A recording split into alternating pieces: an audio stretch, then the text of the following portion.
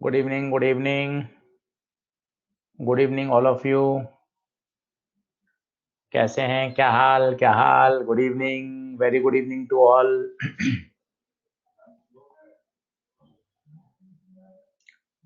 Good evening, good evening.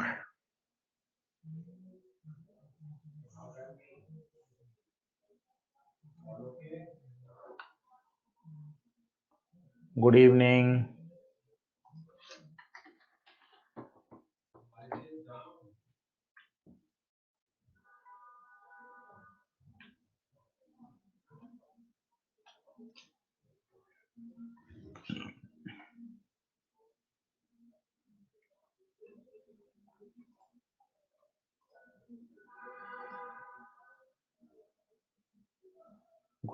Good evening all of you. चालू करें? तो आज सारा का लेक्चर बड़ा आसान है, पूरा का पूरा इलेक्ट्रो से ही मिलता जुलता है। कुछ क्वेश्चंस पहले प्रैक्टिस कर रहे हैं, उसके बाद आगे बढ़ेंगे। बढ़े, आगे बढ़े। Good evening all of you. Good evening, good evening, good evening.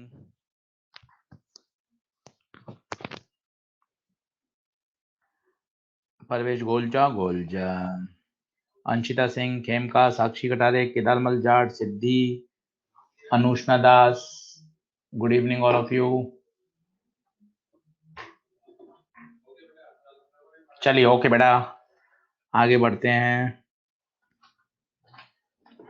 देखिए क्या कह रहा है। A bar magnet of length L and magnetic dipole moment M। एक बार मैग्नेट है, तो मेरे पास एक बार मैग्नेट है जिसमें एक नॉर्थ पोल होता है, एक साउथ पोल होता है। नॉर्थ पोल की +M, इसकी -M, इसकी लेंथ L। इसका जो मैग्नेटिक मोमेंट होता है वो होता है M×L। ये गिवन है। अब इस बार मैग्नेट को आपने बेंट कर दिया in the form of arc. ये देखिए आप, ये इसके पोल हैं, ये इसका सेंटर,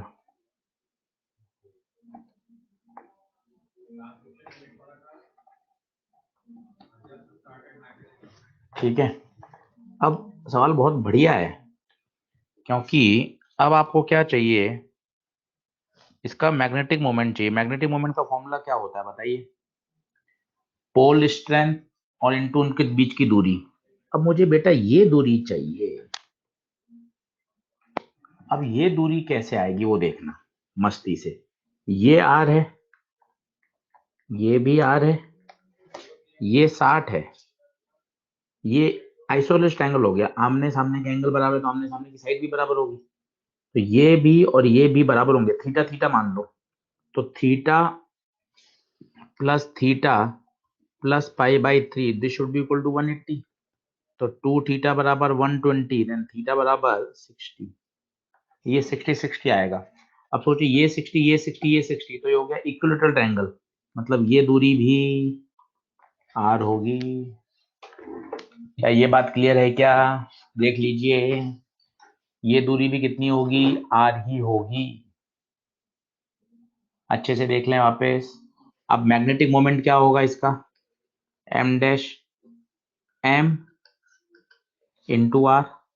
अब r कहां से लाएं? ये जो लंबाई थी यही तो कन्वर्ट हुई है, तो इसका r क्या निकाल लें आप? आर्क निकाल लें। आर्क की लंबाई क्या होगी बताइए? ये तो L ही रहेगा। तो एंगल बराबर होता है arc upon radius. Angle π/3, arc L, radius. तो r की जगह आप लिख सकते हो L upon π/3, that is 3π/L।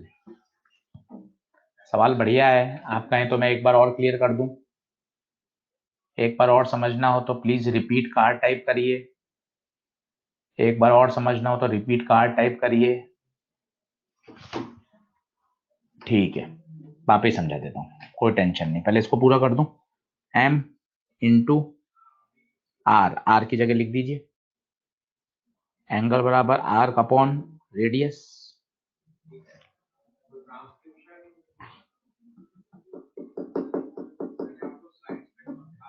एक बार और एक्सप्लेन कर दूं। चलो वापस से देखो फिर से। भाई जो पहले वायर था सीधा, उसको आपने बेंड कर दिया, तो ये पोल्स दे रखे हैं, तो पहले तो इनके बीच की आपको सीधी दूरी निकालनी चाहिए। अब ये दूरी कैसे आएगी वो बताइए, एक एक बात समझिए। ये आर है, क्या ये भी आर होगा? अभी आमने सामने के साइड बराबर है, तो आमने सामने के एंगल भी बराबर होंगे, तो ये 60-60 ही आएगा। अब ये इक्विलैटरल ट्रायंगल हो गया, ये आर, तो इसको भी आर होना ही पड़ेगा। पहले इसको ओके कर दो, पहले ये ओके कर दो, पहले इसको ओके कर दो।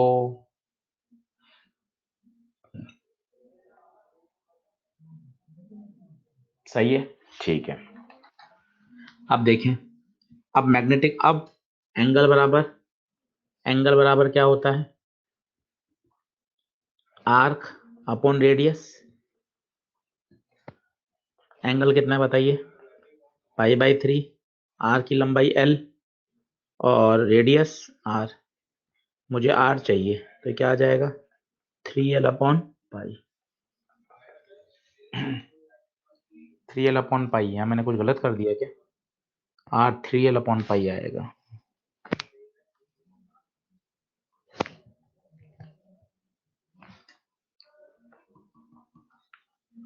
r की जगह रख देंगे 3l/π। अब बताइए magnetic moment m dash, m into distance r 3l/π। इस ml को क्या बोल सकते हैं? पुराना एंगुलर मोमेंट।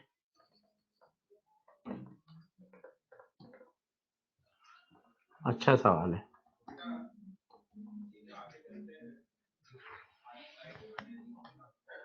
बताइए, एक बार और समझना हो तो r टाइप करिए, एक बार और समझना हो तो r टाइप करिए। डन है तो डन लिख दीजिए। डंडना डंडन है क्या? डंडना डंडन है क्या? क्लियर? अच्छा सवाल है, अच्छा सवाल है। भाई हमें चाहिए क्या बेसिकली? हमें तो चाहिए दोनों के बीच की सीधी दूरी। ये पहले की स्थिति है, ये बाद की स्थिति है। इस m इंटू एल को m बोल सकते हैं, ये m ये l, m 3 और पाई।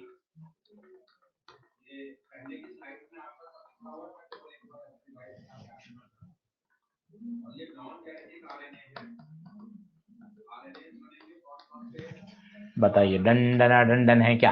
डंडना डंडन है क्या? All clear, all clear, all clear. Okay, अगला देखिए, अगला देखिए।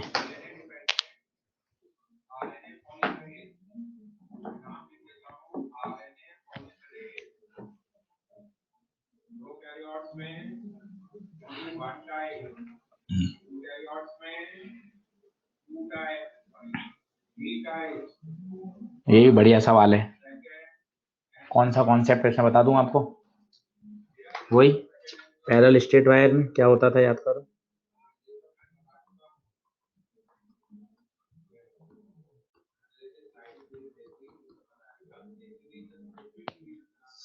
सेम डायरेक्शन में क्या होता था बताइए? अट्रैक्शन। सही है, ये अपन पढ़ चुके थे। अब देखिए, उसने कहा बी पे पता लगाना है। 3 वायर ऐसे हैं, इस तरह से अंदर जा रहे हैं, करंट इस तरह से है। अब इस बी वायर पे बात करो, सी, दोनों में करंट सेम डायरेक्शन है। सी क्या करेगा? अट्रैक्ट करेगा अपनी तरफ। ए बी क्या करेगा? अट्रैक्ट करेगा। तीनों में डायरेक्शन तो सेम ही है। बात किस पे कर रहे हैं अपन? बी का एपीडी बना दिया। फोर्स पर यूनिट लेंथ चाहिए, कितना होता है? Mu not I I upon 2 pi D. Mu not I upon 2πd। बताइए फील आ रही है क्या? फील आ रही है क्या? सेम डायरेक्शन में अट्रैक्शन होता है, बी सी की तरफ भी अट्रैक्ट होगा और बी ए की तरफ भी अट्रैक्ट होगा।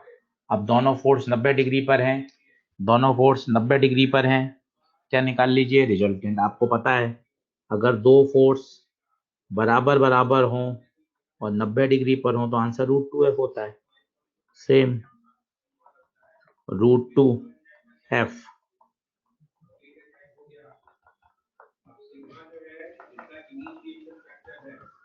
√2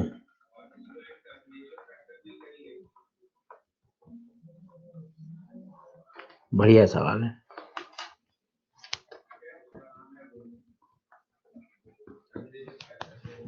दंडना दंडन है क्या?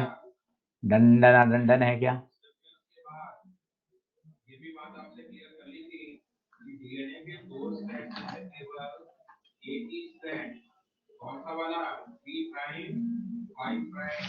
ए के कारण यहाँ अट्रैक्ट होगा, ये वायर बी की फोटो है, ये ड्यू टू वायर सी, ये नीचे अट्रैक्ट होगा, वायर बी की बात हो रही है, दोनों फोर्स बराबर हैं, 90 डिग्री पर हैं।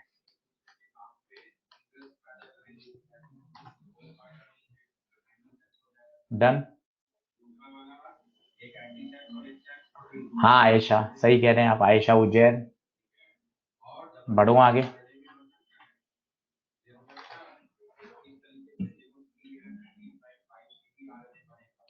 एक्सरसाइज 2 लगाइए, एक्सरसाइज 3 लगाइए।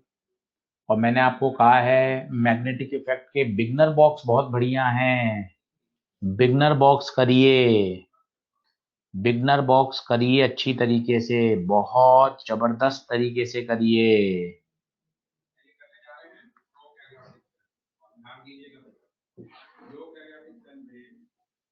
एक्सरसाइज 2 3 लगाइए। ये देखिए कितना बढ़िया सवाल है, किसी भी एक छोटे से एलिमेंट्री पार्ट पे देख लें, इस वाले पे देख लो आप। फील्ड बाहर है, करंट ऊपर है, फोर्स कहाँ लगेगा? बाहर। भाई लूप है तो नेट फोर्स तो 0 होगा, पर फोर्सेस लगेंगे कहाँ? इस पे देखिए, फील्ड बाहर, करंट कहाँ है? करंट इधर है, फील्ड बाहर, फोर्स कहाँ लगेगा? ऊपर। यहाँ देखिए फील्ड बाहर है, करंट नीचे है, फील्ड बाहर है, करंट नीचे है, फोर्स यहाँ इस पे, यहाँ किसी भी सेक्शन पे देख लीजिए आप, तो कैसे फोर्स लग रहे हैं?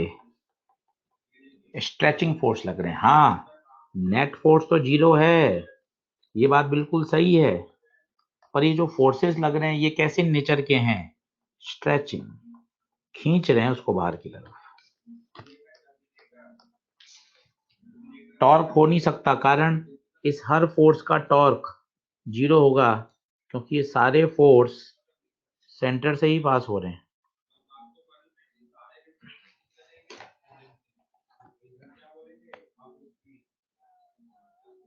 एक्सरसाइज 3 का क्वेश्चन है, बिल्कुल बेसिक सा। नेट फोर्स 0 है और ये सारे फोर्स स्ट्रेचिंग नेचर के हैं। नेट फोर्स 0 है, किसी भी एलिमेंट पे तो फोर्स लग ही रहा है, पर नेट फोर्स 0 है। करंट एंटी क्लॉकवाइज गिवन है, Tanmay Kumar, current anti clockwise given है बेटा। युवराज नगर क्या लिख रहे हैं आप? सेंटर वाला बी समझ में नहीं आया बेटा, क्या लिखा है आपने? युवराज जी क्या लिखा है बेटा? सेंटर वाला बी, ये समझ नहीं आया। वो तो बी हर जगह है बेटा, वो तो उसने ऐसे लिखा हुआ है, वो तो पूरी जगह बी है और वो एक्सटर्नल है। नहीं बेटा, नहीं अजीत सिंह। डायरेक्शन बताऊं एक बार और, देखो किसी एलिमेंट पे देख लो ना, इस वाले पे देख लो, करंट कहाँ है? ऊपर। फील्ड, ये इसकी फील्ड नहीं है, ये एक्सटर्नल फील्ड है। अब बताइए, फील्ड बाहर है, फील्ड बाहर है, करंट ऊपर है, फोर्स ऐसे लगेगा। करके देखिए, करके देखिए। हाँ इसका जो बी होगा अतुल चौधरी, वो बी फोर्स नहीं लगा सकता। कोई भी कॉइल अपनी खुद की मैग्नेटिक फील्ड में फोर्स एक्सपीरियंस नहीं करती, ये जो डॉट डॉट मैग्नेटिक फील्ड दे रखी है बेटा, ये एक्सटर्नल है।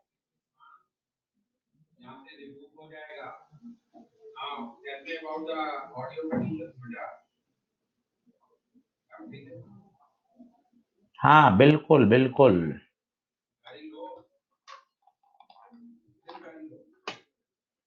चालू करें अब।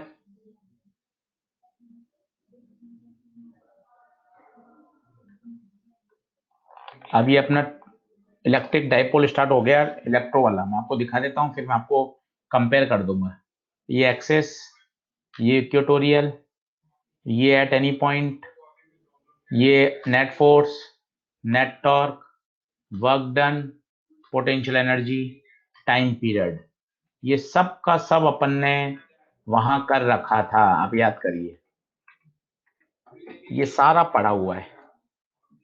अब एक बार मैं आपको समझा देता हूँ, कंपेयर कर लेते हैं, फिर आप सीधा सीधा सीधा सीधा समझ के याद कर सकते हैं। कर लें, कंपेयर कर लें, फिर याद कर लेंगे। कल वैसे तो मैंने आपको कंपेयर करके दिखाया ही था, अब एक बार और सीख लें तो एकदम बढ़िया शानदार तैयार हो जाएगा।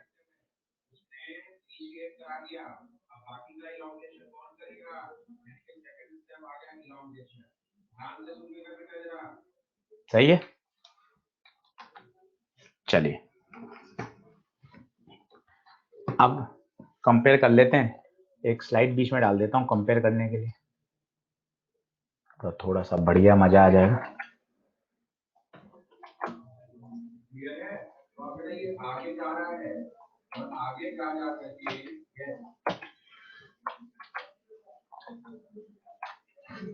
चलो अब कंपेयर कर लो बढ़िया।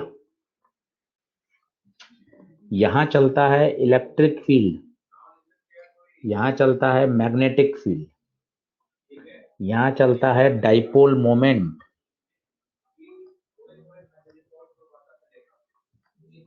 यहां चलता है मैग्नेटिक मोमेंट।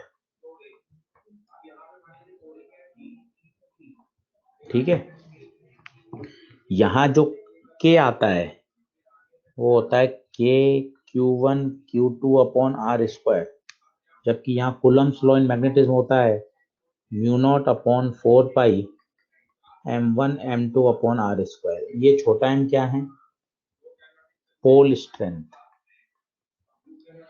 यहाँ चार्ज चलता है, यहाँ चलता है पोल स्ट्रेंथ। ठीक है, यहाँ जो k है, यहाँ k की जगह चलेगा म्यू नॉट अपॉन 4 पाई। ठीक है, जैसे यहाँ कोई चार्ज इलेक्ट्रिक फील्ड में रखा रहता था, उसका लगता था QE। इसमें बताइए क्या लगेगा मैग्नेटिक में? Q की जगह M, E की जगह B। ये M मास नहीं है, पोल स्ट्रेंथ है। बिल्कुल सब वैसे ही चलेगा। यहाँ टॉर्क होता था PE साइन थीटा, यहाँ टॉर्क होगा P की जगह M B साइन थीटा। बेटा छोटा m और बड़े m में अंतर है, रोज बताऊंगा, परेशान मत होना। बड़ा m है मैग्नेटिक मोमेंट, जबकि छोटा m है पोल स्ट्रेंथ। दोनों बातों में अंतर है। बताइए ये कंपैरिजन ओके है क्या? ये कंपैरिजन ओके है क्या? ये बिल्कुल परफेक्ट कंपैरिजन है। Electric field, magnetic field, dipole moment, magnetic moment. अब आप सारे आंसर लिख सकते हैं, सारे सारे बिल्कुल वैसे चलेंगे। बस वहां जो कांस्टेंट के चलता था, जिसे आप बोलते थे coulombic constant 1/4 pi epsilon not, यहाँ चलेगा वो म्यू नॉट अपॉन 4 पाई। यहाँ चलेगा mu not upon 4 pi. Clear है? Done done done done. बढ़ो आगे। चलो अब पहला आंसर देखो। अब एक्सियल, मैं इलेक्ट्रो से कंपेयर कर रहा हूँ। डेरिवेशन आपके लिए मैंने लिखा हुआ है, मैं तो इलेक्ट्रो से कंपेयर कर रहा हूँ। एक्सिस पे आंसर बताओ क्या होता था? खुद लिखो भी सही, मजा आएगा। 2K P upon r cube. अब खुद चेंज कर लो कंपेयर करके। Magnetic field on axis due to bar magnet वो होता था ड्यू टू डाइपोल। ऐसे ही नहीं कि अपन ऐसे ही रट लें, बढ़िया, ये ड्यू टू डाइपोल होता था, ये ड्यू टू बार मैग्नेट है। 2 के की जगह म्यू नॉट अपॉन 4 पाई, इन्होंने भी के की जगह के लिखा है, पर के वास्तव में क्या हो जाएगा, mu not upon 4 pi. P की जगह एम अपॉन आर क्यूब, इन्होंने के की जगह के लिखा है ताकि जल्दी कंपेयर हो जाए, बाद में वो हो जाएगा। डेरिवेशन की कोई आवश्यकता नहीं है, हम ऑलरेडी इलेक्ट्रो में कर चुके हैं। बताइए एक्सिस डन है क्या, एक्सिस डन है क्या, बता दीजिए, एक बार हाथ से लिखते जाइए और दोनों फॉर्मूले लिखिए, तभी मजा आएगा। दोनों फॉर्मूले लिखिए तभी मजा आएगा।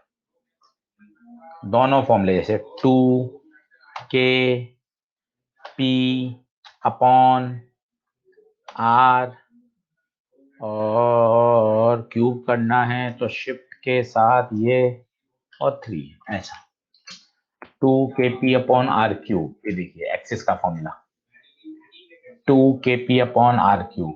सेम वहां डाइपोल मोमेंट आएगा बच्चे, तो यहाँ मैग्नेटिक मोमेंट आएगा। बहुत सिस्टमेटिक याद करिए, बहुत ज्यादा यहाँ क्वेश्चन पूछे गए हैं भविष्य में भी। ठीक है, इक्वेटोरियल अपन तो वहीं से चल रहे हैं, सेम अपन तो इलेक्ट्रो से लिख रहे हैं क्योंकि वो अपने ज्यादा अच्छे से रटे हुए हैं इलेक्ट्रो। बताइए k p upon r cube equatorial पर। यहाँ देखिए मैग्नेटिक फील्ड के की जगह mu not upon 4 pi, p की जगह बड़ा एम अपॉन आर क्यूब। के यहाँ जो के है वास्तव में वो म्यू नॉट अपॉन 4 पाई है। डंडना डंडन है क्या, डंडना डंडन है क्या। एट एनी पॉइंट, वहां आपको याद हो ये अपन ने कंपोनेंट करके डिराइव भी किया था, k p upon r cube √1 + 3 cos square theta. Electro में मैग्नेट में हो जाएगा के की जगह mu not upon 4 pi, p की जगह M upon r cube 1 + 3 cos square. Axis याद होना चाहिए, इक्वेटोरियल याद होना चाहिए, एट एनी पॉइंट याद होना चाहिए। इलेक्ट्रो के साथ करोगे ज्यादा अच्छा लगेगा। बताइए बढ़ूं क्या आगे, बताइए बढ़ूं क्या आगे। नहीं आशीष पाल, ओरिजिनल याद करने की जरूरत नहीं है, अप्रोक्सीमेशन वेरी फार डिस्टेंस वाले ही काम के होते हैं। अब आइए बार मैग्नेट इन एक्सटर्नल मैग्नेटिक फील्ड, बिल्कुल वैसे ही करिए। देखिए ये कठिन लग सकता है, बिल्कुल वैसे ही पढ़िए। मैं आपको इलेक्ट्रो का रिवीजन कराता हूँ, वहां से आप देखना मजा आएगा। ये -q + q, ये इलेक्ट्रिक फील्ड याद करिए, सेम फंडा। अगर चार्ज +q है तो उस पर लगने वाला फोर्स इलेक्ट्रिक फील्ड के अलोंग होगा। चार्ज +q है, उस पर लगने वाला फोर्स इलेक्ट्रिक फील्ड के अलोंग होगा, QE। माइनस चार्ज है, अपोजिट होगा QE। ये और ये कैंसिल कर जाएंगे तो नेट फोर्स 0, बशर्ते फील्ड कैसी होनी चाहिए, यूनिफॉर्म। फील्ड कैसी होनी चाहिए, यूनिफॉर्म। सही बात है, सेम फंडा, सेम फंडा। यहाँ जो चार्ज होता था बच्चों, यहाँ M होता है। M कौन है, बार बार सुनो, पोल स्ट्रेंथ। कौन है, पोल स्ट्रेंथ। यहाँ फोर्स होता था QE, यहाँ बताइए फोर्स क्या होगा, Q की जगह M, E की जगह B। बार बार देखिए, यूनिफॉर्म अगर मैग्नेटिक फील्ड है, यूनिफॉर्म मैग्नेटिक फील्ड है तो हमेशा आपको बोलते थे नेट फोर्स 0, टॉर्क मे और मे नॉट भी 0। कोई बताएगा मे और मे नॉट भी 0 क्यों बोला, डिपेंड्स ऑन थीटा। सोच के बताइए, क्योंकि अगर थीटा 0 डिग्री हो गया, थीटा 0 डिग्री हो गया तो टॉर्क भी 0 हो जाएगा। पर एक्सटर्नल यूनिफॉर्म फील्ड में फोर्स हमेशा 0 होगा, नॉन यूनिफॉर्म में फोर्स और टॉर्क दोनों मे और मे नॉट भी 0 होते हैं, ध्यान रखिएगा। ये टॉर्क बिल्कुल वैसा ही है, वहां टॉर्क होता था पी ई साइन थीटा, यहाँ टॉर्क पी की जगह M B sine theta, M cross B. पता है ये टॉर्क करंट कैरिंग कॉइल में भी आप यूज कर सकते हो, ये तो बार मैग्नेट लिखा था। अब सोचिए करंट कैरिंग कॉइल में एम कैसे लिखते थे, करंट कैरिंग कॉइल एम कल आपको खूब सिखाया था, याद करो, आई इंटू ए और एन नंबर ऑफ टर्न्स, तो टॉर्क का फॉर्मूला आ जाएगा N I A B sine theta, जिसे आपने ट्वेल्थ क्लास में याद किया था, B I N A sine theta. Current carrying coil में लगने वाला टॉर्क यहीं से आ सकता है, देख लीजिए एक बार, लिख लीजिए तभी डर हटेगा, B I N A sine theta यहीं से आ जाएगा। मैं आपको 5 मिनट और समझा देता हूं, कोई दिक्कत नहीं है। मैग्नेटिक मोमेंट बार मैग्नेट में भी डिफाइंड होता है, करंट कैरिंग कॉइल में भी डिफाइंड होता है, याद करिए। बार मैग्नेट में तो होता है पोल स्ट्रेंथ इनटू डिस्टेंस, जबकि करंट कैरिंग कॉइल में कैसे डिफाइंड होता है, आई into A, I into A, और अगर एन नंबर टर्म्स हैं तो एन इंटू आई इंटू ए। एक बार रिवीजन कराना है क्या? अगर रिवीजन कराना हो तो यस टाइप करिए, अगर रिवीजन करना हो तो यस।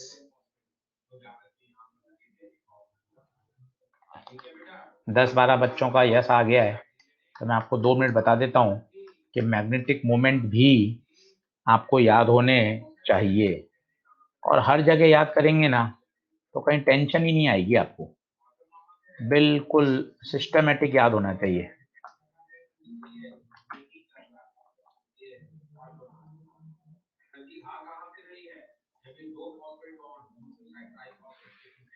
बढ़ूं के आगे, अभी अपने आप आ जाएगा। अब वर्कडन की बात करें क्या? वर्कडन की बात करें, सुधांशु यादव कह रहे हैं पेपर कब होगा, कौन सा सुधांशु, नीट की बात कर रहे हैं या माइनर टेस्ट की? माइनर तो 7 मार्च को है, नीट की भी जानकारी नहीं है। सुधांशु कौन से पेपर की बात कर रहे हैं, खुलकर बताइए। माइनर तो 7 मार्च को है, नीट की जानकारी नहीं है। मनीष भारद्वाज, कितने लेक्चर का रह गया सर मैग्नेट? लगभग 5 से 6 लेक्चर का रह गया बेटा, 16 लेक्चर का है। आज 11 लेक्चर हैं, 16 लेक्चर अलॉटेड होते हैं, ऑफिशियली 16 लेक्चर में शानदार तरीके से पूरा हो जाएगा।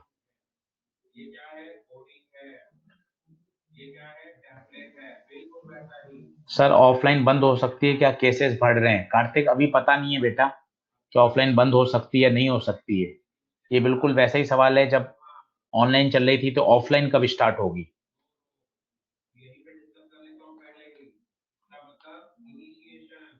सिलेबस के बाद बिल्कुल रिवीजन चलेगा, टेस्ट चलेंगे, टेस्ट सीरीज चलेगी। अंशिता कह रही है लॉकडाउन भी हो गया है, बिल्कुल सभी को पता है अंशिता, बॉम्बे में लॉकडाउन हो गया है। सिलेबस कब तक आएगा बेटा? फ्राइडे सैटरडे तक जितना हो जाएगा मैग्नेटिक उतना आएगा, कोशिश है पूरा हो जाए, नहीं होगा तो जितना है उतना ही आएगा। फिजिक्स का सिलेबस बहुत अच्छी तरीके से चल रहा है, केवल एसएचएम और वेव ही बचा है, बाकी तो मैं मॉड्यूल 5 करा ही रहा हूं। मेजर टेस्ट कब से होंगे, हनी पीडीएफ और अक्षत गोचर पूछते हैं। बेटा पूरी मेजर टेस्ट की सीरीज विद सिलेबस डेट सब कुछ आपके ऑनलाइन प्लेटफॉर्म पर एडीसी पे आ जाएगा। सिद्धि कह रही है साइक्लोटोन है सिलेबस में, बिल्कुल साइक्लोटोन सिलेबस में है, मैं पढ़ाऊंगा। अंशिता सिंह ने सिर्फ सेमीकंडक्टर लिख दिया, पता नहीं चल रहा सेमीकंडक्टर में क्या पूछना चाहती हूँ। सुधांशु यादव कह रहे हैं करंट आएगा क्या 7 मार्च को? हाँ, बैक पोर्शन में करंट और कैपेसिटर आएगा, और करंट टॉपिक में मैग्नेटिक इफेक्ट ऑफ करंट और सेमीकंडक्टर आएगा। ईशिता जहाँ कह रही है अब पढ़ा दीजिए, कम्युनिकेशन है क्या सिलेबस में? नीट में कम्युनिकेशन नहीं है, एम्स में होता था कम्युनिकेशन। मार्च के एंड तक सिलेबस हो जाएगा क्या? बेटा अक्षर उससे पहले ही हो जाएगा, कहीं कोई दिक्कत वाली बात नहीं है। रिकॉर्डिंग सिलेबस कंप्लीट होने के बाद भी रहेंगी। हाँ बिल्कुल नवाजी सद्दाफ, रिकॉर्डिंग रहेंगी, आप चिंता नहीं करें। परवेश गोलचा गोलचा कह रहे हैं माइनर का सिलेबस अपडेट नहीं हुआ। बेटा बहुत जल्दी माइनर का सिलेबस अपडेट हो जाएगा, चिंता नहीं करें। अंकुर रावत, मैग्नेट कहाँ तक आएगा? बेटा फ्राइडे सैटरडे तक जहां तक मैग्नेट पढ़ा दिया जाएगा उतना ही आएगा।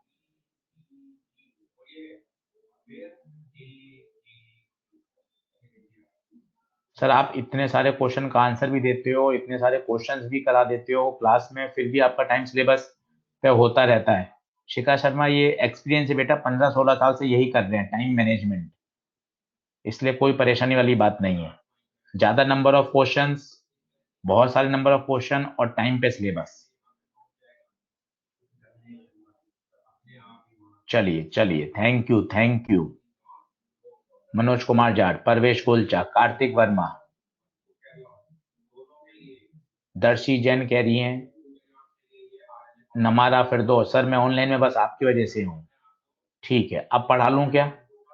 अब पढ़ा लूं? हितैषी, काव्य गोयल, मोहित शर्मा, मोहित शर्मा, कार्तिक वर्मा, चलो चलो चलो। मनीष नंदलाल जोशी कह रहे हैं एसएचएम और वेव आप पढ़ाओगे? नहीं मनीष नंदलाल जोशी, मैं एसएचएम वेव नहीं पढ़ाऊंगा, क्योंकि मेरा खुद का भी magnetism, EMI, AC, EM waves बचा हुआ है। चलिए, तो बात हो रही थी टॉर्क हो गया, ये हो गया। अब वर्क डन, वर्क डन बिल्कुल वही है, चाहे तो आप डेरिवेशन देख सकते हैं, नहीं तो अगर आपको इलेक्ट्रो से कंपेयर करना है तो इलेक्ट्रो में वर्क डन याद करिए क्या होता था, पीई कॉस थीटा। मैं जानबूझ के इलेक्ट्रो के लिख रहा हूँ फॉर्मूले ताकि आपको अच्छी तरीके से तैयार हो जाए। मैग्नेट में कंपेयर कर लीजिए, पी, यहाँ डाइपोल मोमेंट होता था, बार बार लिख लो पी, डाइपोल मोमेंट। अब यहाँ होगा मैग्नेटिक मोमेंट, बड़ा एम, बार बार लिख रहा हूं बड़ा एम, परेशान मत होइएगा, बड़ा एम है magnetic moment, magnetic moment. B cos theta 1 minus cos theta 2। फिर आपको याद हो डब्ल्यू किसके बराबर होगा? भी डेल यू के बराबर, याद करिए।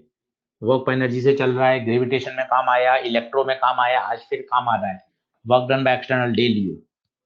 फिर मैंने आपको बताया था जब भी पोटेंशियल एनर्जी आती है हम एक रेफरेंस मानते हैं, याद करिए, चाहे वो ग्रेविटेशनल हो चाहे वो इलेक्ट्रो हो, हमेशा एक रेफरेंस माना जाता है। किसी को पता है डाइपोल में रेफरेंस क्या होता था? एनीवन नोस डाइपोल में रेफरेंस क्या होता था? नितेश प्रजापति कह रहे हैं हाँ, 90 डिग्री पे पोटेंशियल एनर्जी को जीरो माना जाता है, बिल्कुल यहाँ भी वही है, at theta 90 potential energy is assume to be zero, ये रेफरेंस है, बिल्कुल सही। देख लीजिए रेफरेंस पोजीशन थीटा 90 यू, तो यू का फॉर्मूला आ गया है, बहुत ही पॉपुलर फॉर्मूला है, बहुत ही पॉपुलर फॉर्मूला है, नहीं याद करिए, इलेक्ट्रो से कंपेयर कर लीजिए, मन खुश हो जाएगा। U minus p dot E, similarly similar U minus M dot B. अब आपको यहाँ याद हो तो हम बताते थे स्टेबल अनस्टेबल इक्विलिब्रियम, बताइए स्टेबल अनस्टेबल इक्विलिब्रियम कब होता है, याद है किसी को? आइए चेक कर लेते हैं। स्टेबल के लिए पोटेंशियल एनर्जी मिनिमम होनी चाहिए, तो आपको देखिए minus M B cos theta, अगर आप थीटा जीरो रखेंगे तो यू आएगा minus M B cos zero, तो ये यू मिनिमम आएगा माइनस एम बी, और अनस्टेबल में थीटा रखेंगे 180, तो यू आएगा minus M B cos 180, cos 180 होता है -1, तो यू मैक्सिमम आएगा प्लस का एम बी। तो प्लीज ध्यान रखिएगा स्टेबल अनस्टेबल। अब यहाँ इंपॉर्टेंट है, आप फॉर्मूला तो रट लेते हो पर थीटा क्या है, थीटा क्या है, इस पे मैं पूरी एक स्लाइड बनाता हूं जिससे आपको समझ में आए। आप इस चीज को एक बार जरूर लिखें, stable equilibrium, unstable equilibrium. Stable equilibrium होता है थीटा जीरो, पर थीटा जीरो बोलने से काम नहीं चलेगा, थीटा जीरो थीटा 180 कैसे है किनके बीच में, वो बहुत जरूरी है। अनामिका झा कह रही है अर्थ मैग्नेटिक फील्ड कब से होगा? बेटा बस इसके बाद अगले टर्न से अर्थ मैग्नेटिक फील्ड चालू हो जाएगा अनामिका झा, पुष्कर कुमार कह रहे हैं सर ऑफलाइन में आप क्यों नहीं पढ़ा रहे? बेटा 2 बैच हमारे पास ऑफलाइन के हैं, वो गर्ल्स बैच है। तो ऐसे रैंडम डिस्ट्रीब्यूशन हुआ है, किसी के पास बॉयज बैच है, किसी के पास गर्ल्स बैच है, किसी के पास ऑनलाइन है, किसी के पास चारों ऑफलाइन है, किसी के पास चारों ऑनलाइन है, किसी के पास ऑनलाइन प्लस ऑफलाइन है। इस तरह से रैंडम डिस्ट्रीब्यूशन हुआ है। ठीक है, अब मैं आपको एंगल की फील देता हूं, वो आप बहुत ध्यान से समझिएगा, उससे ही बात बनेगी, नहीं तो बात नहीं बनेगी। अब प्लीज एंगल एंगल एंगल इसको बहुत अच्छे से समझना। बताऊं एंगल के बारे में? बिल्कुल क्लियर, शांत हैं? चलिए अब एंगल देख लो, क्योंकि ये याद तो आप कर लोगे और आप लगा भी लोगे, पर एंगल समझना बहुत जरूरी है। थीटा इज एंगल बिटवीन, आप यहीं परेशान होगे, M vector and B vector. अब एम वेक्टर की डायरेक्शन कैसे निकालें, ये मैंने आपको बताई थी। करंट कैरिंग कॉइल के लिए, करंट कैरिंग कॉइल के लिए क्या बताई थी बताइए? फिंगर्स को कर्ल करिए in the direction of current, then thumb will represent direction of m vector। और चुपके से आप बोल सकते हो, चुपके से जो मैग्नेटिक फील्ड की डायरेक्शन है वही m वेक्टर की होती है, चुपके से बोल सकते हो। जैसे ये याद करिए पहला लेक्चर, C से क्लॉक, C से क्रॉस, तो आप चुपके से बोल सकते हो इस करंट कैरिंग कॉइल के कारण जो फील्ड की डायरेक्शन है वही m की डायरेक्शन है। अब बताइए m कहां जाएगा इसका? क्रॉस, ये क्रॉस m है इनवर्स, और ये एक्सटर्नल फील्ड है, ये एक्सटर्नल फील्ड है, इसकी फील्ड नहीं है, ध्यान दीजिए, कोई एक्सटर्नल है। अब बताइए m और b के बीच का एंगल, तसल्ली से बताइए, m और b के बीच का एंगल, m और b के बीच का एंगल, m भी अंदर b भी अंदर, थीटा इज 0। रोज समझिए तभी मजा आएगा, नहीं तो आप नहीं समझ पाएंगे, नहीं तो नहीं फील आएगी। समझ लीजिए, जैसे मान लो मैं आपको कैसे बताऊं, मान लो ऐसा है कोई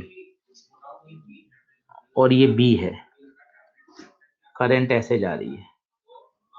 अब बताइए M और B के बीच का एंगल कैसे निकालेंगे? M और B के बीच का एंगल तो कौन सा होगा? पहले तो M बताओ, M बताओ, M कहाँ आएगा? M सीधे हाथ की उंगली करंट के साथ मोड़िए, ये आगे वाला हिस्सा, ये पीछे वाला है, इसको आप डॉट डॉट बना सकते हो ताकि आपको पता चले पीछे है करंट, यहाँ आगे यहाँ पीछे, कहाँ जाएगा? ऊपर, ये M। This is the angle between M vector and B vector. कभी कभार पूछ लेता है angle between M and B जो हमें काम में लेना है थीटा, वो तो है 30, पर plane of the coil and magnetic field में दे रखा है वो कितना होगा? प्लेन, ये प्लेन है, देखिए ये प्लेन है, तो प्लेन और मैग्नेटिक फील्ड में कितना है? 60।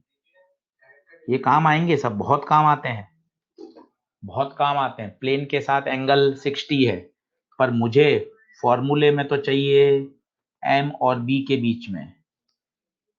रोज देखेंगे, रोज समझेंगे तो समझ में आ जाएगा, रोज देखेंगे, रोज समझेंगे तो आ जाएगा। एक मैं डायग्राम बना के और समझाता हूं तो शायद आपको फील आ जाए।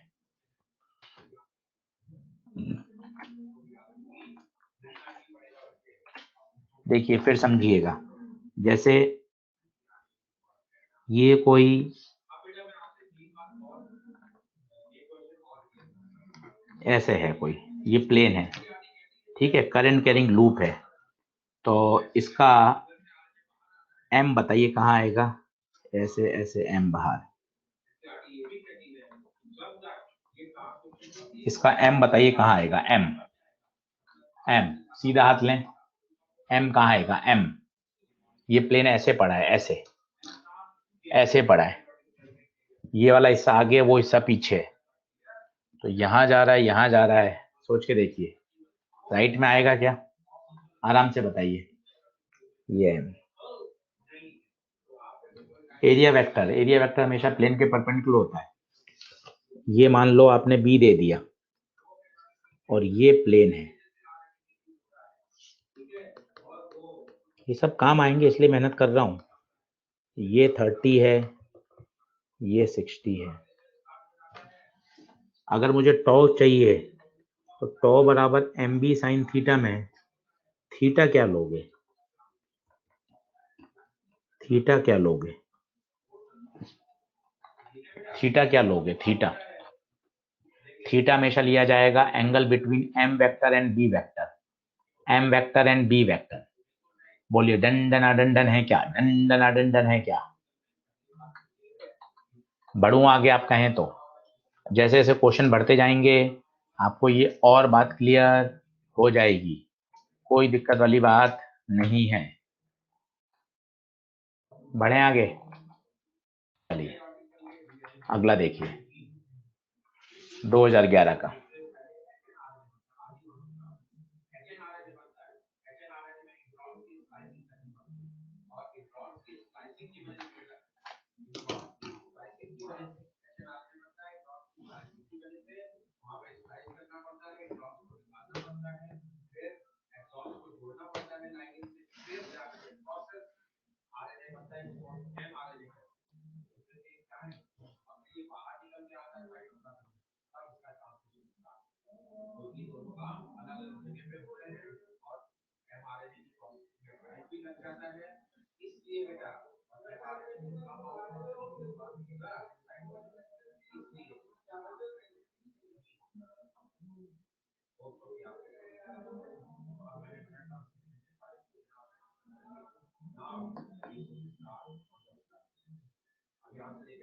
चलूं आगे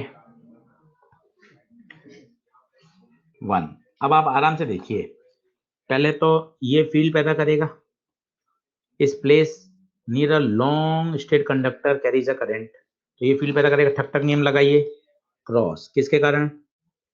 वायर के कारण। अब बताइए पहले एम वेक्टर बताइए इसका, लूप का एम वेक्टर आराम से बताइए। मैं 5 मिनट ज्यादा लगाने को तैयार हूं, मुझे कोई दिक्कत नहीं, मैं 4 बार समझा दूंगा। लूप का एम वेक्टर बताइए सब आराम से। क्लॉकवाइज है क्रॉस होगा, ट्रिक याद करो ना, क्लॉकवाइज है क्रॉस होगा, क्लॉकवाइज है क्रॉस होगा। तो लूप का M vector cross, field cross, तो टॉ है M B sine theta, theta 0, तो M B sine 0, torque 0, torque 0। आराम से बताइए इसमें क्या दिक्कत आ रही है? फील्ड है वायर की, फील्ड है वायर की, वो तो आई है नॉक नॉक रूल से, ठक ठक नियम से। एम वेक्टर है स्क्वायर लूप का, सी से क्लॉक, सी से क्रॉस। क्या एम और बी के बीच का एंगल समझ में आ रहा है? दिक्कत हो तो एन टाइप करिए, एन, ताकि मुझे पता चले नो। एन टाइप करिए, एन। नितेश प्रजापति को दिक्कत है और मोहम्मद आसिफ को है। नितेश प्रजापति बता क्या दिक्कत आ रही है बेटा? फील्ड है वायर की, फील्ड है वायर की और एम वेक्टर है लूप का। अच्छा नहीं है बेटा, मैं कह रहा हूं दिक्कत हो तो एन टाइप करो, दिक्कत है तो एन टाइप करिए, दिक्कत है तो एन टाइप करिए। एम और बी के बीच में एंगल 0 डिग्री, श्रुति अग्रवाल। एम वेक्टर लूप का क्लॉकवाइज, सी से क्लॉकवाइज, सी से क्रॉस, तो एम वेक्टर होगा क्रॉस में, फील्ड भी है क्रॉस में, तो दोनों के बीच में एंगल 0, टॉर्क 0। अब आती है बात फोर्स की, वो देखिए कल हमने ऐसा सवाल भी किया था, आपको याद आ जाएगा। ये और ये सेम डायरेक्शन में करंट है, सेम करंट क्या करती है? अट्रैक्ट, ये अट्रैक्ट करेगा। ठीक है वापस देखिएगा, ये और ये अपोजिट करंट है, अपोजिट क्या करती हैं? Repel, repel. पर F1 बड़ा होगा, क्यों? क्योंकि दो के बीच में फोर्स होता है mu not I1 I2 upon 2 pi D. ये डिस्टेंस छोटा है, ये ज्यादा डिस्टेंस है, ये कम डिस्टेंस है, ये डिस्टेंस कम है और ये डिस्टेंस ज्यादा है, इसलिए F1 बड़ा है, तो नेट फोर्स कैसा बचेगा? अट्रैक्टिव। बताइए क्या आंसर आएगा?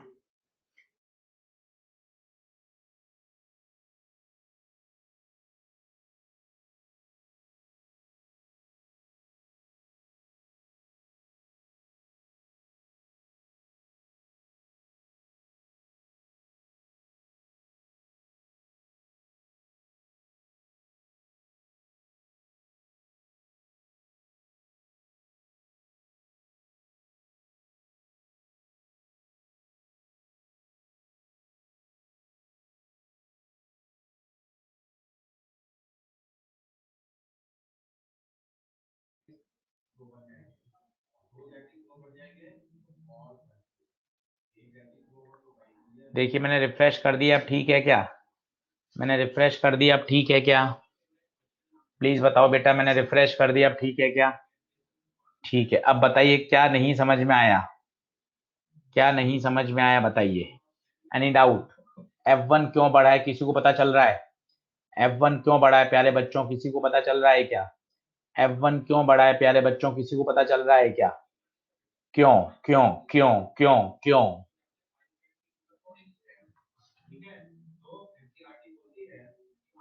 बहुत बढ़िया, डिस्टेंस डिस्टेंस डिस्टेंस कम है। Very good, very good, very good, very good.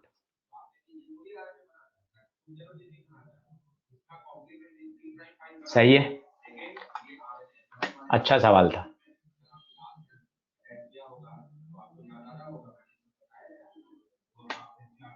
अगला देखिए,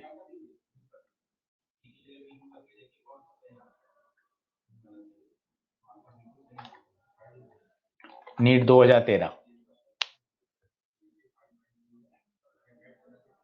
खुद करिए। बहुत ही बेसिक फंडामेंटल सवाल आए हुए हैं। एक्सरसाइज 2 पूरी निपटाइए, एक्सरसाइज 3 पूरी निपटाइए। एक्सरसाइज 2 आप एक शॉट में पूरी कर लेंगे तो आपको मजा आ जाएगा। हम रोज थोड़े थोड़े थोड़े थोड़े 2 के 3 के बिगनर बॉक्स के सॉल्व एग्जांपल आपको कराते रहते हैं, आप भी करिए। क्या कह रहा है क्वेश्चन? एक स्टेबल होती है, एक अनस्टेबल होती है, अभी मैंने आपको सिखाया था।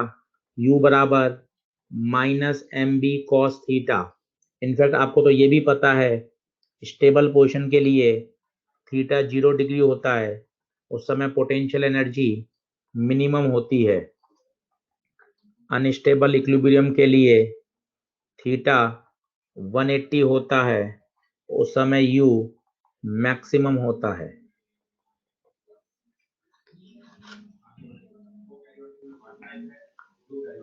और इक्विलिब्रियम है तो ऑब्वियसली टॉर्क 0 होगा, सोच के देखिए।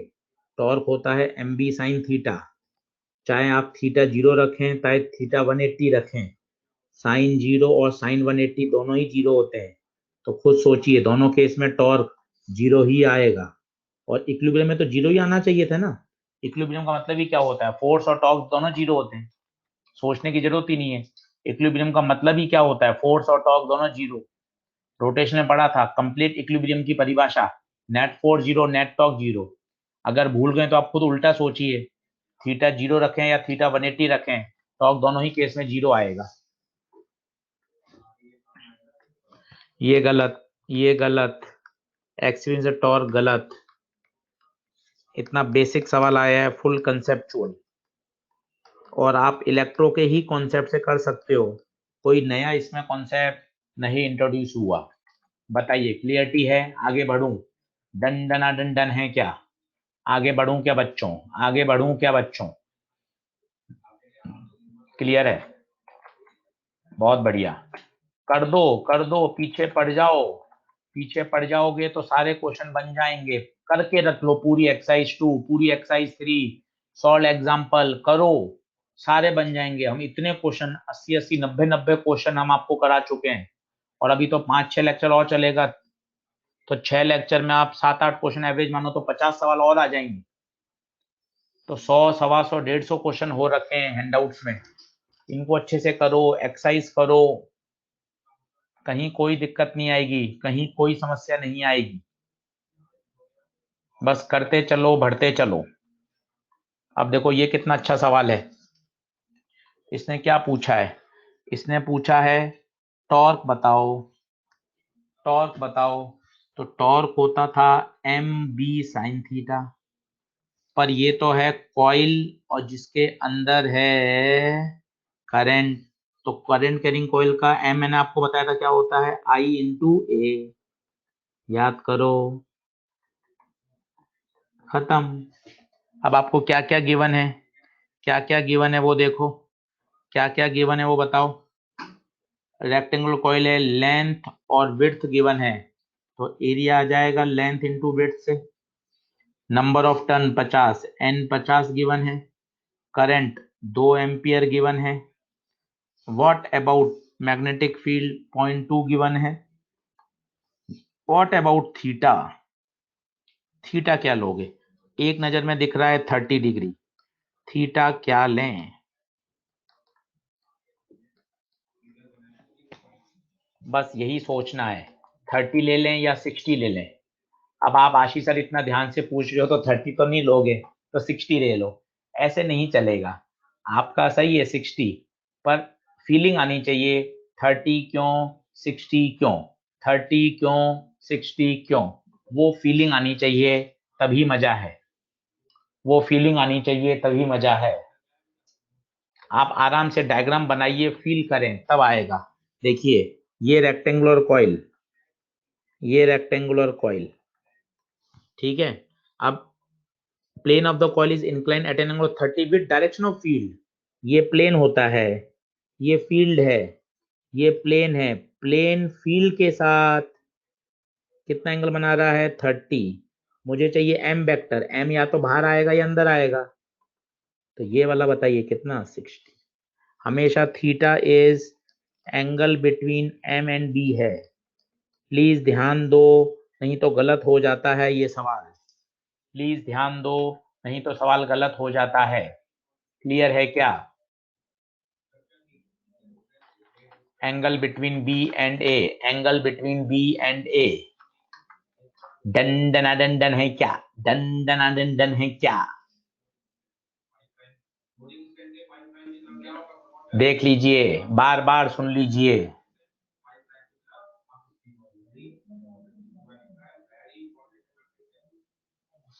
सही है, बहुत इंपॉर्टेंट बात है बेटा, बहुत इंपॉर्टेंट बात। अगला नीट 2016, करो, खूब सवाल कर लो। जितने सवाल मेरे साथ कर सकते हो कर लीजिए, घर पे फिर करिए। हम इसलिए 2 और 3 पे फोकस करते हैं ताकि आप ऑथेंटिक सॉल्यूशन समझ लें। ऑथेंटिक सॉल्यूशन समझ लेंगे तो मजा आ जाएगा, मजा आ जाएगा, मजा आ जाएगा। और एक बार फिर से लगाएंगे तो शानदार होगा।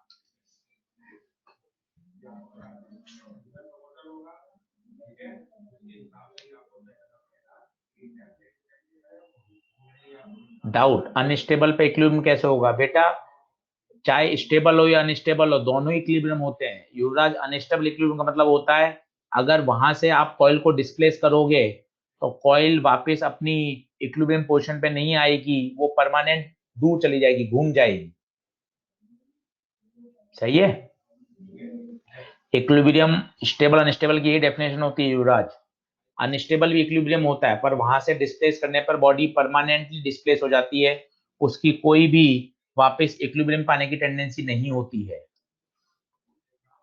दंडना दंडन है क्या?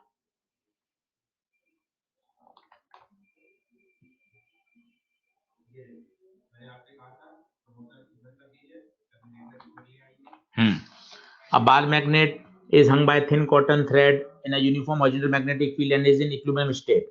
Equilibrium state है, इसका मतलब initial angle 0 degree. The energy required to rotate, energy required it means मुझसे वर्क डन पूछा है, प्लीज ध्यान दो। मुझसे वर्क डन पूछा है, वर्क डन का formula M B cos theta 1 minus cos theta 2 होता है।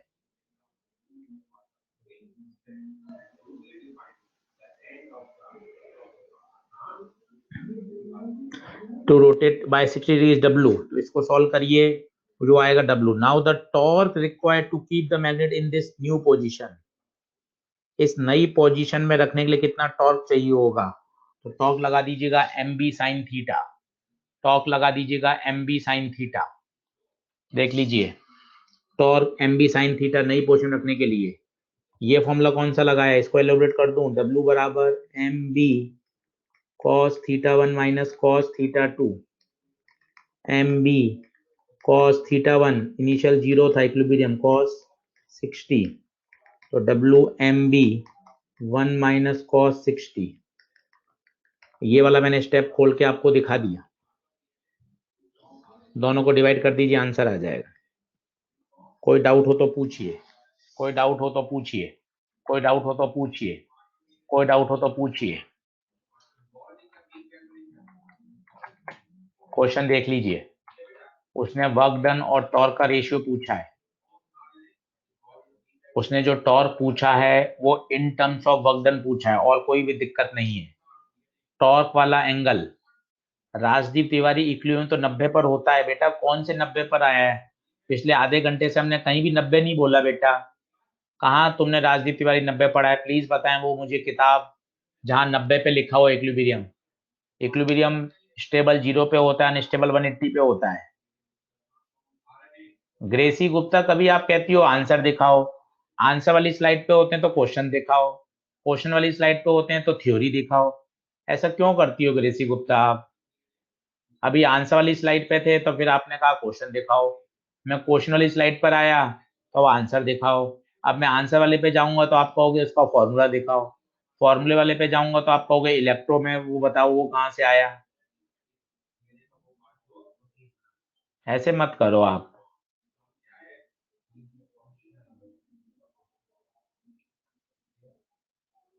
हाँ, स्टेबल इक्विलिब्रियम बाय डिफॉल्ट माना है, कुछ नहीं दे रखा है तो स्टेबल, क्योंकि उसने कहा ना and is in equilibrium state, तो बाय डिफॉल्ट उसको स्टेबल इक्विलिब्रियम माना है। डाउट हो तो पूछ लीजिए, एनी डाउट। महक वर्मा, अमन सिद्दीकी, अमित ओझा, परवेश गोलचा, अंशुमन, ग्रेसी गुप्ता, ऋषिता सिंह, युवराज नागर। हाँ, ड्यू बाय डी आर भी 0 ही होता है।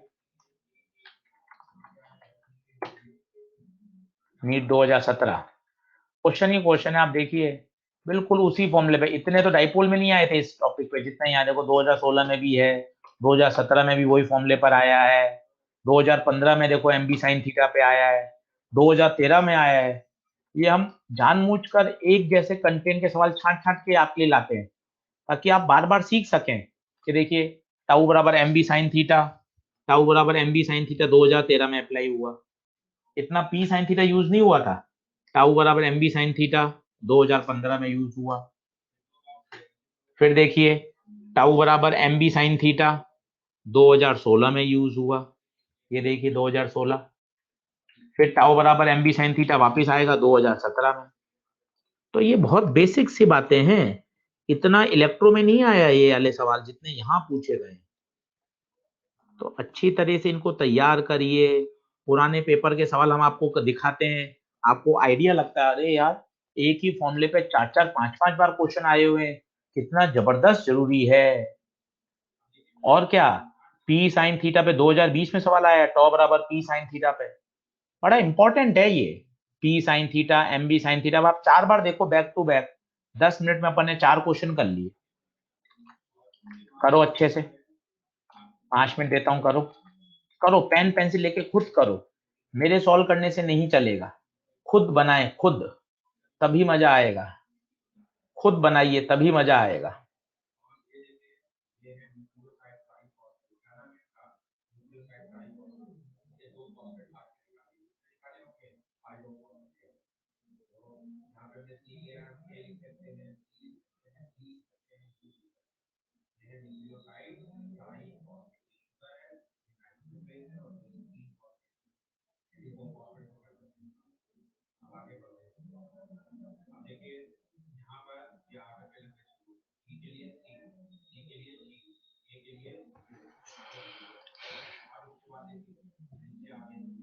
आ गया, 4 और 1 में डाउट आ रहा है, चलो देख लो मैं करके बता देता हूँ। 250 टन है, लेंथ दे रखी है, विड्थ दे रखी है, तो टाउ होता है mb sin थीटा। अब कॉइल है तो m को आपको खोलना आना चाहिए NIA, और धीरे धीरे आपको याद भी हो जाएगा। Subjected to magnetic field, work done for rotating the coil by 180 degree against the torque. ठीक है, अब आपको वर्क डन पूछा है, तो इसको रोटेट करना है बाय 180 डिग्री, 180 डिग्री से रोटेट करना है। ठीक है, तो वर्क डन का फॉर्मूला बताइए क्या होता है, mb cos theta 1 minus cos theta 2।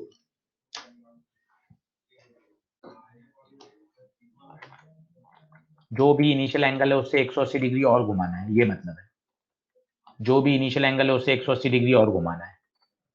कर लेंगे क्या, इनिशियल 0 मान लो, फाइनल 180 मान लो, कुछ भी मान लो, उससे कोई फर्क नहीं पड़ना, उससे कोई फर्क नहीं पड़ना। फोर्थ आ रहा है क्या, फोर्थ आ रहा है शायद 9.1, फोर्थ आ रहा है, फोर्थ।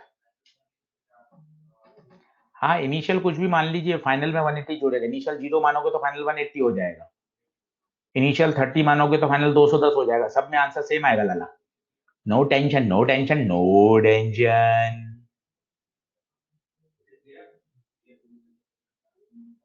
क्लियर है क्या, डंडना डंडन है क्या, डंडना डंडन है क्या। अगला देखिए, ये होमवर्क में कर सकते हैं क्या, या भी कर रहे हैं, एक्सरसाइज 3 का है, टॉर्क के क्वेश्चन है, ताकि आपके एक बार दिमाग में बैठ जाए। करिए, खुद करिए, अभी करिए, 2 मिनट लीजिए, डायग्राम बनाइए, टेक योर टाइम, डायग्राम बना के सॉल्व करिए अच्छे से।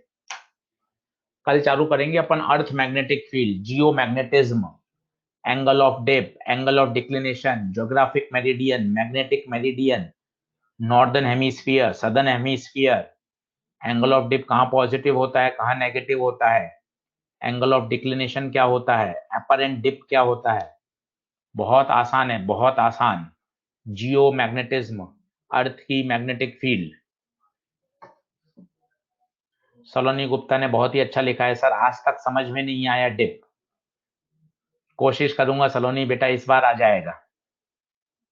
अनामिका झा कह रही है मुझे कभी भी जियो समझ में नहीं आया। अंशुमन कह रहे हैं सर मुझे भी नहीं आया।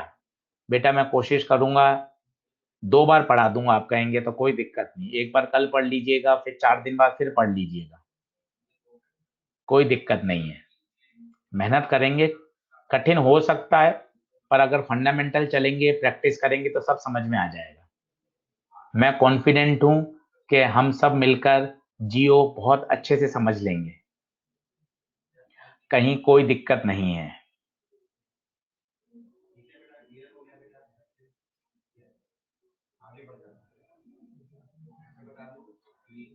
नैन्सी जैन कह रही है नीट के फॉर्म आ गए क्या, बेटा अभी जानकारी नहीं आई है, आंसर देने चालू हो गए बच्चे, कई थर्ड ऑप्शन दे रहे हैं। हनी पीडीएफ कह रहे हैं मुझे मैग्नेटिक ससेप्टिबिलिटी वाला नहीं समझ में आया है। बेटा मैं समझा दूंगा मैग्नेटिक मटेरियल, चिंता मत करो। हनी पीडीएफ डोंट वरी बेटा, डोंट वरी, डोंट वरी।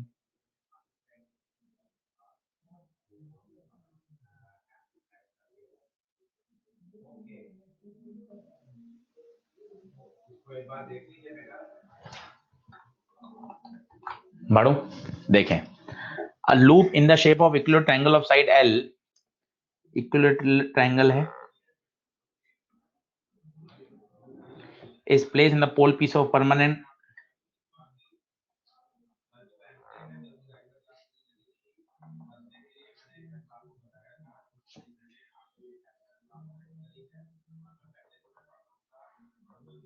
ये मैग्नेटिक फील्ड, ठीक है। If due to current in the triangle a torque, ये करंट। अब सबसे पहले बताइए इसका बी एम वेक्टर कहाँ होगा, एम वेक्टर, एम वेक्टर कहाँ होगा, लूप का एम वेक्टर बताइए, लूप का एम वेक्टर, लूप का एम वेक्टर, लूप का एम वेक्टर, लूप का एम वेक्टर इन होगा, सी से क्लॉक, सी से क्रॉस, एम वेक्टर अंदर होगा, बी वेक्टर इसी प्लेन में है, तो टाउ बराबर होगा M B sine theta. Theta कितना लेंगे, थीटा, थीटा कितना लेंगे, थीटा थीटा लेंगे 90। अब m को खोलेंगे क्या, NIA, एरिया, इक्विलेटरल ट्रायंगल का एरिया याद है, कल बताया था शायद, √3L²/4, शायद मुझे ऐसा याद है। इक्विलेटरल ट्रायंगल का एरिया √3L²/4। कितना प्यारा सवाल है, सारी बातें आनी चाहिए। कौन सी बात अटक रहे हैं आप वो मुझे बताइए। इसने करंट को एंटी क्लॉकवाइज लिए तो डॉट आ गया, कोई दिक्कत नहीं है। मुझे तो ये समझ आना चाहिए m वेक्टर और b वेक्टर के बीच का एंगल 90 है। क्या बात नहीं आ रही बताइए। ये टॉर्क का formula, number of turns, equilateral triangle है तो एरिया, बस सॉल्व कर लिया। L निकालना है, L के लिए सॉल्व कर लिया।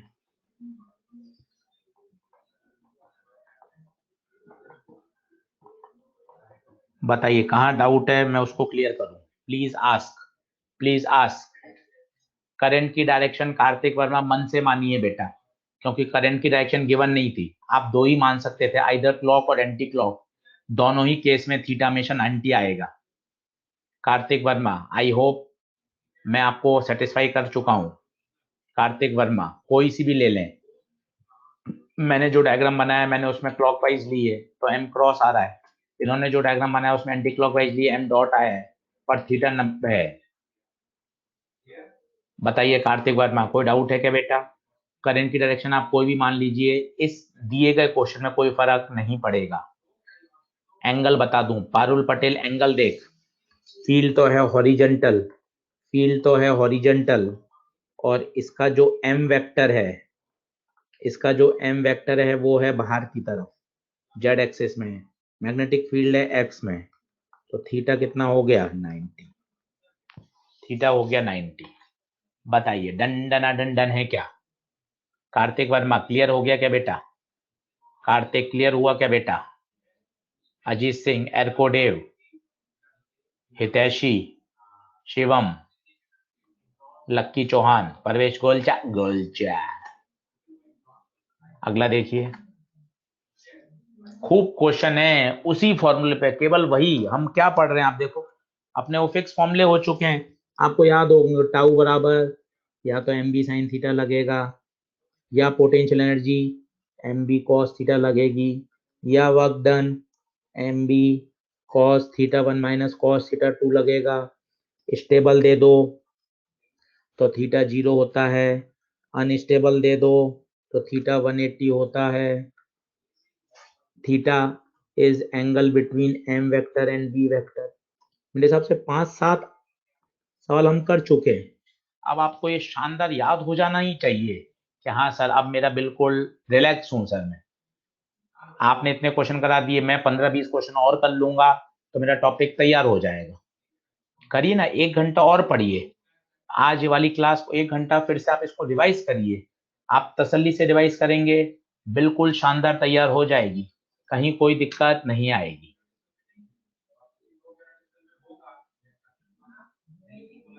बढ़े आगे।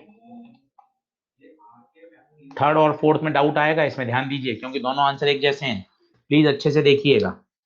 Potential energy of the coil U बराबर -mb cos थीटा, ध्यान से देखिए, B है आई कैप में जबकि A है माइनस आई कैप में। प्लीज आंसर देखिए, थीटा 180 लेना पड़ेगा, नहीं तो गड़बड़ हो जाएगा। और ये 180 और बाहर का माइनस ये प्लस में आएगा। प्लीज ध्यान से देखिएगा, इस बार डायरेक्शन आपको रूल से नहीं क्वेश्चन पढ़ के देखनी पड़ेगी। बी वेक्टर आई कैप में है, एरिया माइनस आई में है। क्या मेरी बात क्लियर हो रही है क्या? क्या मेरी बात क्लियर हो रही है क्या? डंडना डंडन है क्या? डंडना डंडन है क्या?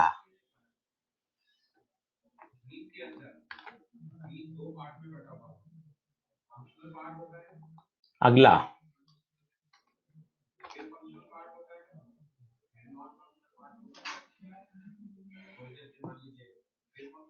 हाँ एंगल बिटवीन बी और ए से लिया है बेटा। एरिया वेक्टर की तो वही डायरेक्शन होती है जो एम की होती है। अन्वेषा होटा ने अच्छा सवाल पूछा है, सर ये तो एरिया वेक्टर है, तो बेटा एरिया वेक्टर की वही डायरेक्शन होती है जो एम वेक्टर की होती है। यही एम वेक्टर की होगी। बहुत अच्छा पूछा इन्होंने सवाल,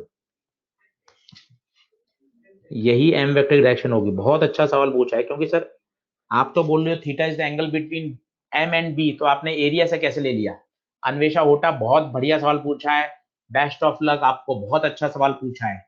जो एरिया वेक्टर की डायरेक्शन होती है वही एम वेक्टर की होती है, कल बताया था, एम बराबर आई ए। बहुत बहुत बढ़िया प्रश्न पूछा है आपने अन्वेषा होटा।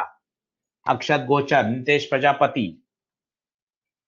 हाँ बेटा, फिर एरिया को पॉजिटिव पुट करेंगे, अब नेगेटिव क्यों पुट करेंगे? वहां तो न्यूमेरिकल वैल्यू पुट करेंगे ना बेटा, जब एंगल आपने ले लिया तो अब अपन काय को उसकी माइनस पुट करेंगे।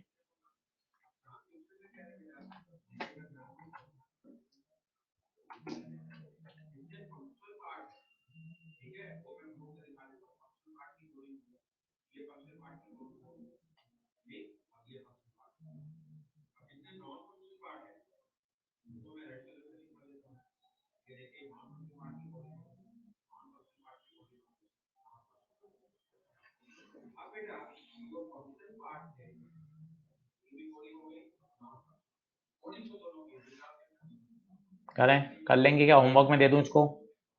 होमवर्क में दे दूं क्या? मनीष नंदलाल जोशी का सबसे पहला आंसर आया है 0.235 जूल। मनीष नंदलाल जोशी का सबसे पहला आंसर आया है 0.235 जूल। ये होमवर्क में कर लेंगे क्या?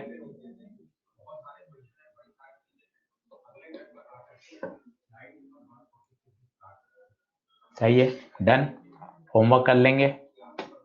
चलिए, अब एक बहुत ही बढ़िया सवाल है जिसके अलग अलग केसेस हैं। इसमें अब आपको क्या करना है, मुझे चाहिए टॉर्क।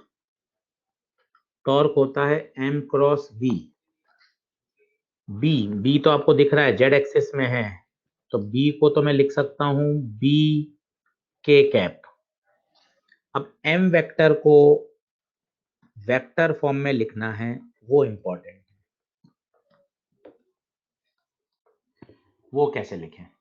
अब आप बताइए इसका क्या होगा m वेक्टर, अच्छे से बताइए। ये लूप है, आराम से वही सीधा हाथ लें, सीधे हाथ की उंगलियों को करंट के साथ मोड़ें, जहां अंगूठा आएगा वो m वेक्टर है। आराम से करिए, आराम से करिए। कहाँ आएगा बताइए? आएगा बाहर। बाहर, बाहर कौन सी एक्सिस है? x। तो m वेक्टर इसका होगा i into A. I into A, पर डायरेक्शन कौन सी आएगी? Plus I. देख लीजिए, आई आपको पता है, एरिया साइड आपको पता ही है, तो m वेक्टर हो जाएगा 10, 20 into 5, 100 centimetre square into plus I. तो सेंटीमीटर स्क्वायर को लिखेंगे 10 की पावर -4 आई के। m आ गया, b आ गया, m क्रॉस b। इंपॉर्टेंट है m वेक्टर। बताइए m वेक्टर लिख पाए क्या इसका? m वेक्टर समझ में आया? समझ में आया तो यस बताइए। m वेक्टर को लिखना सीख लीजिए, सॉल्व एग्जाम्पल है, आप सारे आंसर मैच कर सकते हैं। इसका m वेक्टर बताइए, इसका m वेक्टर बताइए। बड़ा आराम से सीधा हाथ लें, पी सही उमा, सीधा हाथ लें और फिंगर्स को करंट की डायरेक्शन में मोड़िए। Thumb will represent the direction of m vector. Right hand rule लीजिए, फिंगर्स को कर्ल करिए in the direction of current, in the direction of current. Thumb will represent direction of m vector. बताइए इसका m कहाँ आएगा? इसका m भी x में ही आएगा, बाहर आएगा प्लस x में, बाहर आएगा। ठीक है, m क्रॉस b कर सकते हैं, पूरा सॉल्व एग्जाम्पल अपने मॉड्यूल में है, मैच कर सकते हैं। मुझे m वेक्टर लिखना सिखाना है, इसका बताइए। हाँ, फोर्स तो सब में जीरो ही होगा ना बेटा, फोर्स तो जीरो होगा, करंट कैरिंग लूप है, करंट कैरिंग लूप है, फोर्स जीरो होगा, फोर्स जीरो होगा, फोर्स जीरो होगा। करंट कैरिंग लूप है, फोर्स जीरो होगा, फोर्स जीरो होगा, फोर्स जीरो होगा। इसमें बताइए, इसमें बताइए क्या होगा। नीचे है तो जेड एक्सिस में आ रहा है, जेड में आ रहा है क्या, जेड में आ रहा है क्या, कहाँ आ रहा है, जेड में आ रहा है, प्लस जेड में, प्लस जेड में आ रहा है क्या, देख लीजिए। इधर इधर इधर ऊपर आएगा, ऊपर आएगा तो एम वेक्टर आ जाएगा प्लस जेड में, दैट इज के कैप। और मैग्नेटिक फील्ड भी किस में है, के कैप में है, तो शायद इसमें टॉ 0 ही आ जाएगा क्योंकि दोनों उसमें ही है। सही है, ये सोच के आइएगा, ये बढ़िया है क्योंकि इसमें किसी एंगल पे जाएगा, 3D है, सोच के आइएगा, कल इसको करेंगे। और एग्जांपल है वैसे तो, वहां से आप देख सकते हैं, शायद वहां से आंसर दिया हुआ, शायद मुझे ऐसा पता है, पर आप करेंगे तो हो जाएगा।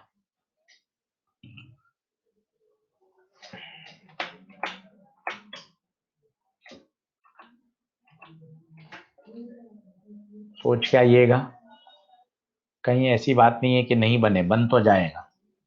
एम वेक्टर है, थोड़ा सा 3D है, 3 डायमेंशन में सोचोगे तो बात बनेगी।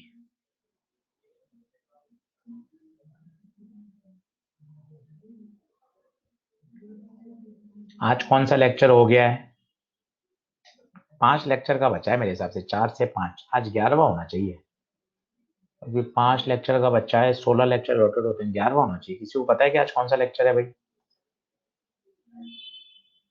11वां ही होना चाहिए, हाँ 11वां ही है, सही है, बहुत बढ़िया। तो कंप्यूटर जी आज की फाइल का नाम आप रखिएगा L11।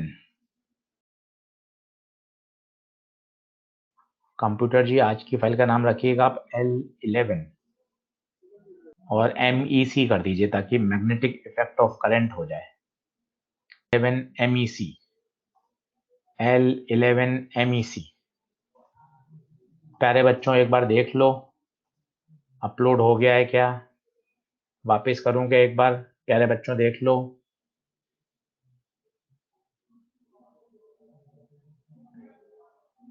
हो गया, आ गया, ठीक है, डन। कल एक बार लिंक फिर से शेयर कर दूंगा, बिल्कुल चिंता मत कर दीजिएगा, ठीक है। प्लीज खूब पढ़ाई करें, खूब मेहनत करें, खूब क्वेश्चन करिए। Thank you so much.